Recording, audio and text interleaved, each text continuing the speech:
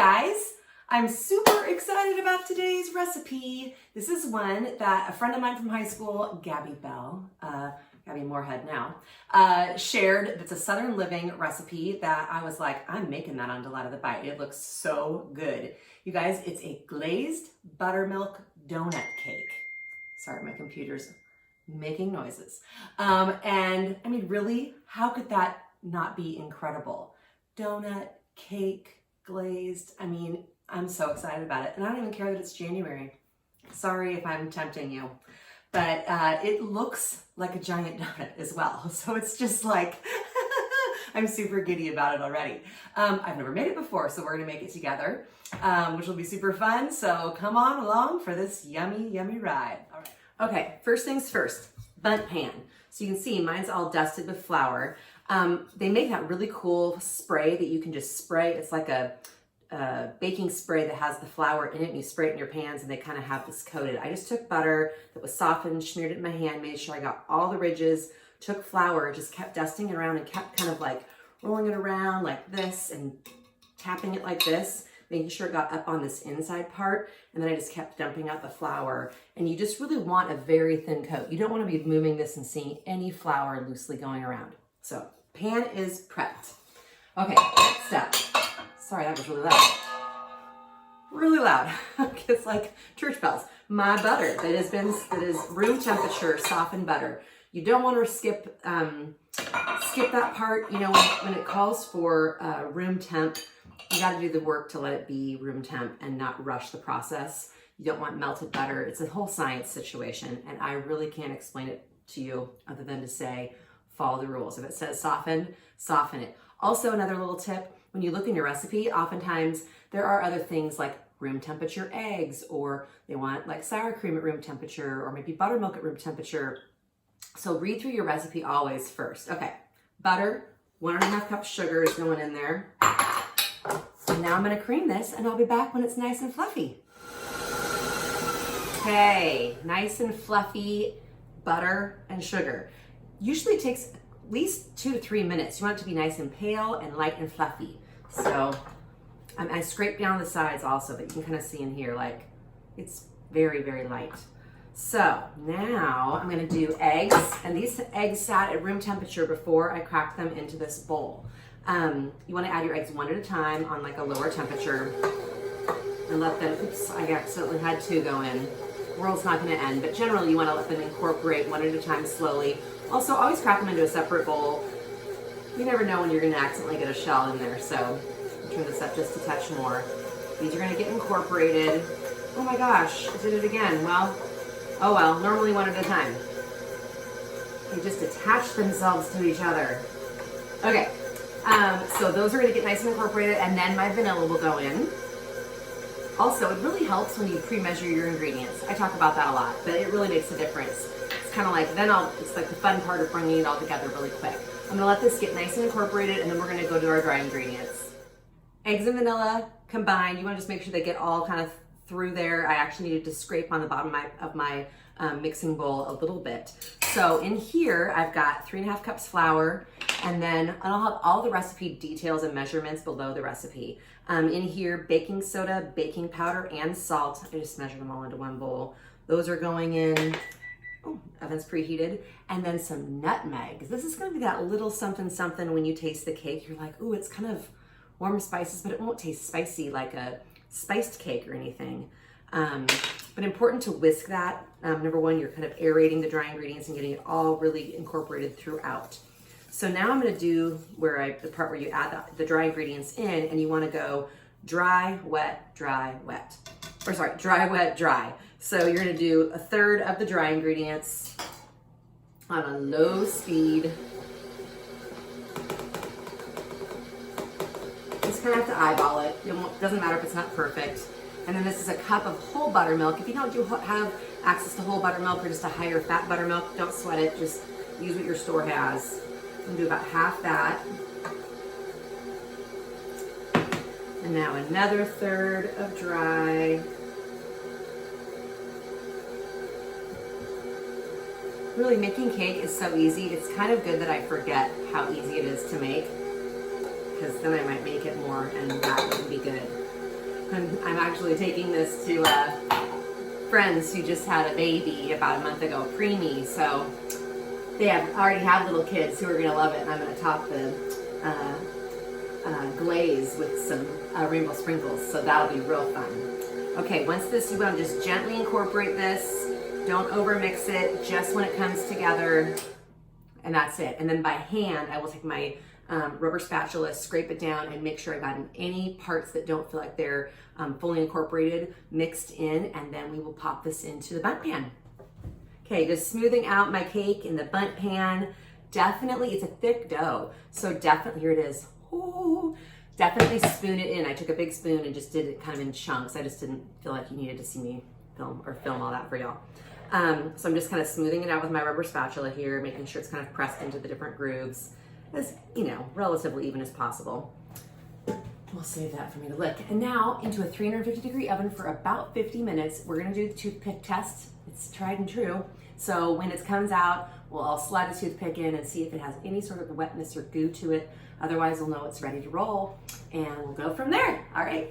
Okay, guys, the cake came out of the oven. I have it on a rack, and I've waited, it said to wait about 15 minutes in the original recipe. That kind of helps the cake kind of contract back and pull softly away from the edges. So I'm gonna run my offset spatula just to make sure my edges are loose, just kind of poking around the edges real gently. That's just to loosen potentially any sticking. It should be good because I did that butter and flour. So here's what I'm gonna do. I've got a cake plate. Isn't that fun? Got that 26 years ago when I got married. Still loving it.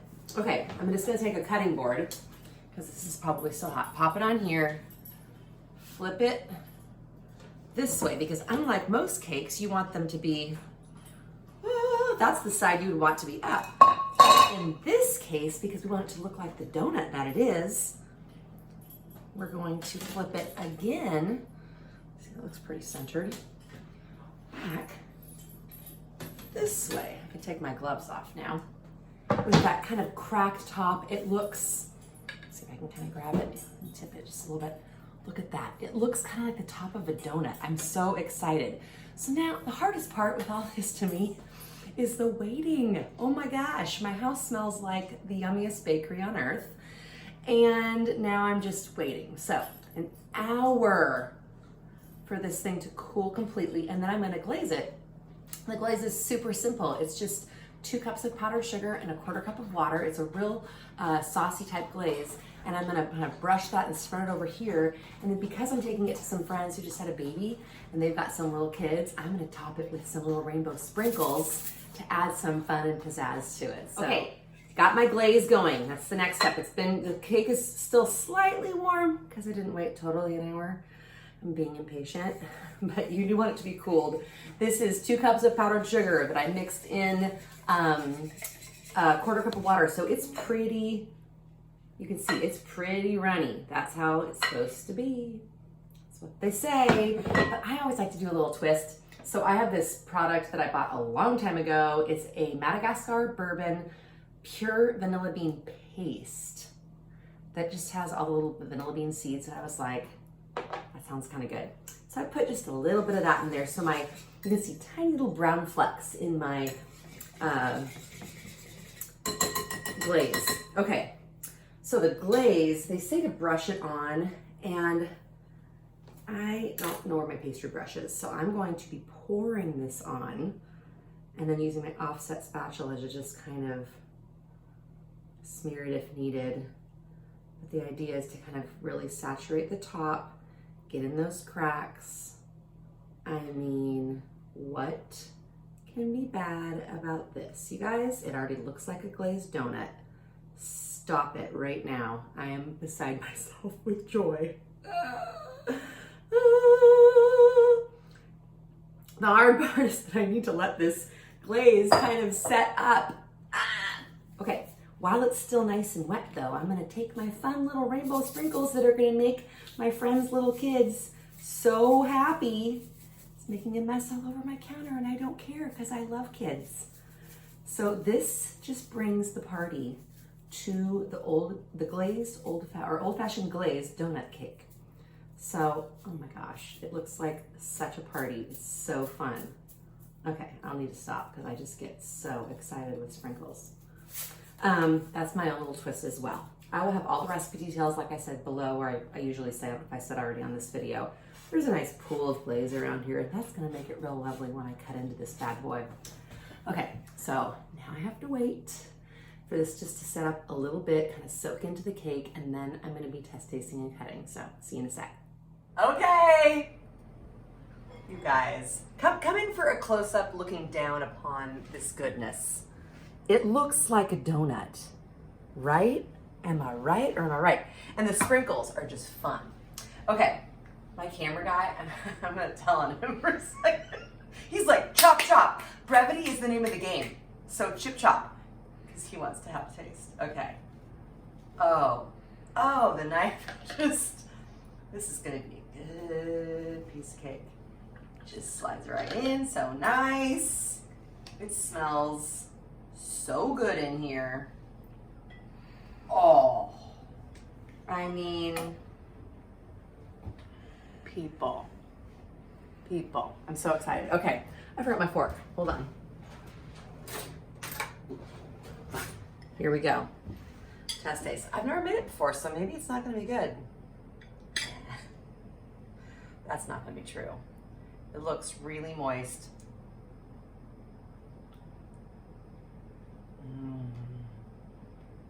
Oh, yes. Oh, okay. Oh, breakfast is served. I'm excited about tomorrow morning when I'm gonna have a little bit of this. Okay, here's what I like. The buttermilk, because it's an glazed old-fashioned buttermilk donut cake. And that buttermilk, you kind of get a little hint of the sour, which sounds kind of weird, but you guys, it's like it's lingering. It's so good. It was super moist, not super sweet, which is kind of nice. Like to not have a super, super sugary sweet cake. I like it. And then the glaze offers that sweetness, but I better one more taste just to make sure. I like the sprinkles. A little crunch. She's like doing this. Wrap it up. Oh, yeah. Oh my gosh, y'all. This donut cake. I don't want to like lead people astray, but you know, if you're not doing a totally no sugar January, you need to make this pronto. All right. Delight of the bite. Subscribe, share, and tell your friends to check this channel out. I'm having a blast just talking about food and educating y'all and just having fun in my kitchen. So thank you so much for watching. Check me out also on @DelightOfTheBite on Instagram. I post little things that I do over there for random dinners here and there and things that I'm making randomly in the kitchen. So thanks again. We'll see you next week. Bye.